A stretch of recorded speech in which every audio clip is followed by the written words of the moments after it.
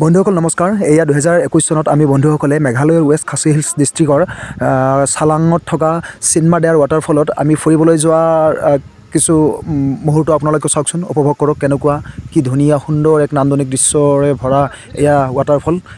এইজন মই, এয়া নিতুল, এয়া বন্ধু পনাকন, আৰু মোৰ সৈতে গৈছিল মোৰ বাল্যবন্ধু গোপাল। তেওঁ আছে, তেওঁক ভিডিঅ'ত আছেনে নাই ভিডিঅ'টো চালে গম পাব বাৰু।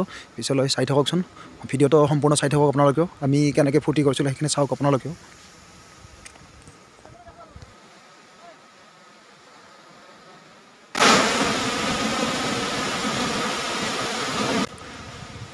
সেয়া মই ৱাটাৰফলটোৰ তললৈ নামি গৈ আছোঁ।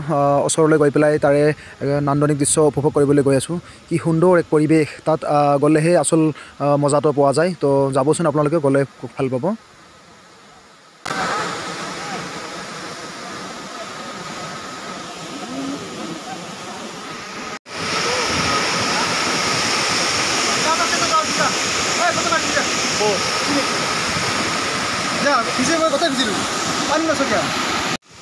এইজন বাল্যবন্ধু গোপাল।